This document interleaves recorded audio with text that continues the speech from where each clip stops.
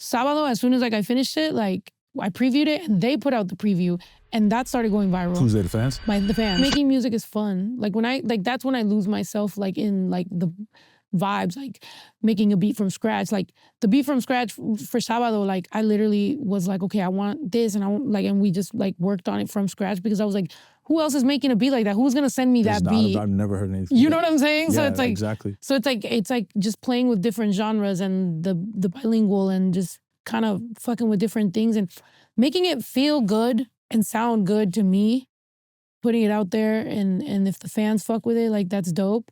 But what was can I ask you, like, what's the process of you like, yo, I wanted to sound like this? Like, do you remember like how you came to that idea? Yeah, I wanted a very corrido, traditional starting open loop. So we went through it. And then it was like, okay. And then my producer, Pumbaa, who I like have worked with from the beginning of my career, I was like, all right. So what I wanted to do is slowly start speeding up. I'm like, and we're going to end up I knew we were going to end up at like Jersey Club drums. So I was like, we're going to go from this to this. I was like, and in the middle, let's just figure out how that starts ramping up, you know? And I remember like he was kind of having trouble like doing it, but he was like, I'm going to get it. I was like, all right. So then we're like sitting there kind of tweaking it or whatever. But I knew I wanted to start with kind of like a, you know, like I had and that. And it sounded dope then too, but then you get all of a sudden like 120 BPM. I'm like, yo, how did like, I wanted it to be silly and funny. Got there. Yeah, like I wanted it to be like silly, you know, kind of. You had the visual?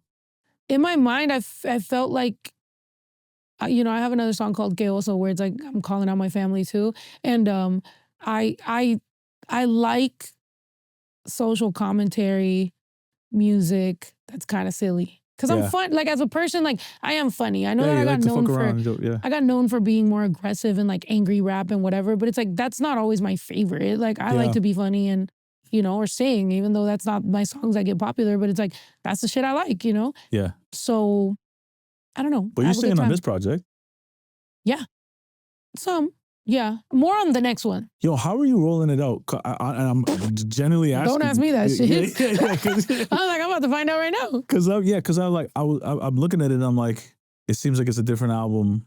You know, you have like the 3 songs for it. That's not the waterfall approach, is it? Like it's supposed to be. So it is the waterfall approach? Yeah. Okay, yeah. And it's only, honestly. Is that? Yeah. Because I see like, okay. Yeah, but I think they changed that. I think they changed how it actually works. Right. But as long as I end up in the project being what it is right now, I feel like for my core fans, they just wanted me to drop all this music. Like I have so much shit that like I've previewed or like I've shown or whatever. And then there's some stuff where it's like, Sabado, as soon as like I finished it, like I previewed it and they put out the preview and that started going viral. Who's they, the fans? The fans. That's when you know. So they put out the preview and that started going viral and then I just put out the song right away.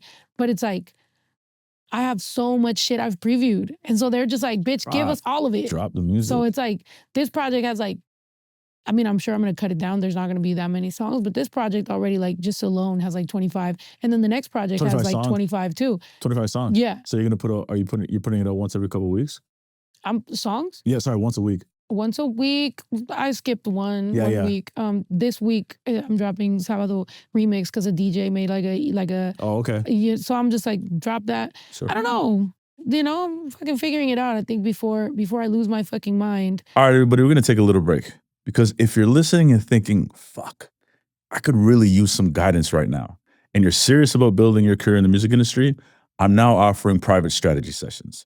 These are fully personalized, just you and me tackling whatever you need in your career. With over 16 years of experience working with artists, managers, and brands, I can help you map out your next moves. Now, whether that's structuring your team, scaling your brand, navigating the industry, even figuring out what steps to take, whether to go to a distributor or to a record label and figuring out what are the best deal points, I can help you with your career with where you're at. You can now book a one-on-one with me through my Calendly, and you can find the link in the description. Now let's get back to the pod. I'm just doing that. And it really did start from that. It started from the immigration raids and everything that was going on.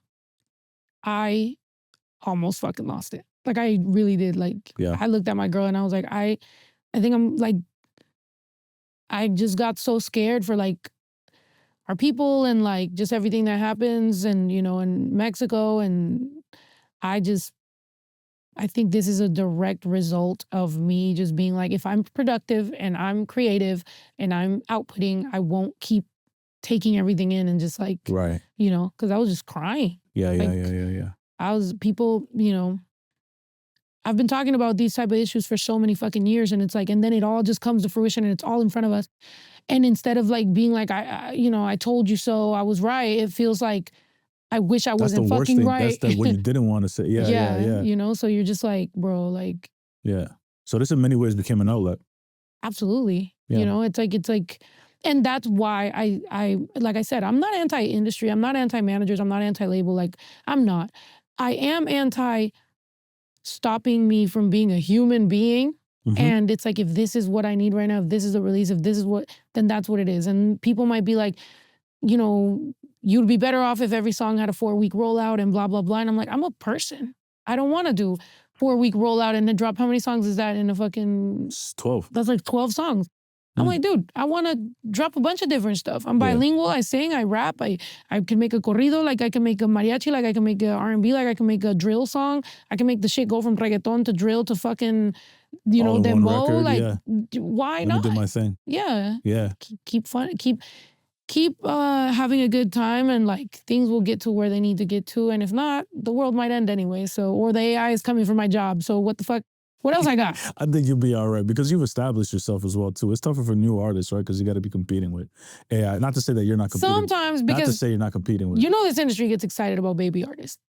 Yeah. Like people love to be like, yeah, we've already heard about these, but there's a new, and it's like, there's the new thing, yeah. Exactly. Even if the new thing is literally a copy of an old thing, but it's like everybody just wants to get in on that ground floor, and if they don't, then they'll move to the next one. And I'm like, sometimes I think that disposableness, that every industry person goes on a podcast and talks about how disposable things are, and it's like, you made it that way.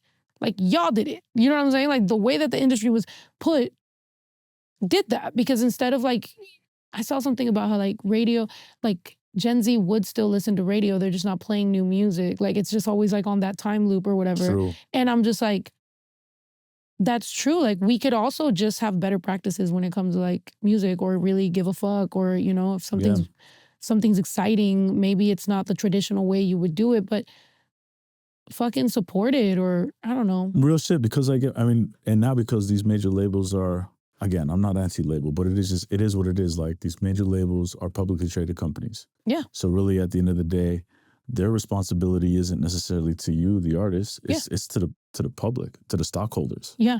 So they want to make sure that these prices are going up, right? And it doesn't necessarily mean that the revenue's correlated with stock price. It's like, it's all weird, right? It's just got to like make it feel like things are booming in the company in order for stock prices to go up. In order to do that, like, say like, you know, there's an artist has been doing great for 2-3 years. Next thing you know, they put out a project and it starts to dip. It's like, oh no, it's over. Yeah. It's over. God forbid an artist dips a little bit because they're like, second, yeah. God forbid, because then all of a sudden it could be like, it's a wrap.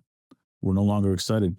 But again, like you said, this artist over here, oh, look what they're streaming. Look at the numbers. Yeah. Everything's going over here. Everybody's trying to project everything, like. Yeah. And it's like, you don't know. You don't really know what that is. Don't know. You don't know. You have all these bots, you know, what artists get paid per stream is fucking trash. Like, I don't want people to remember me as like being super anti, you know, label and managers and stuff. I want them to remember me for being pro-human artist, emotion, creative, you know, like all the things that make music be good is all the things that they try to tell you to suppress when business doesn't look so good. You know what I'm saying? And it's like, be a fucking person. Considering my name is Snow the Product, literally because I knew Snow the Product was going to be a product, and I didn't want to forget about Claudia.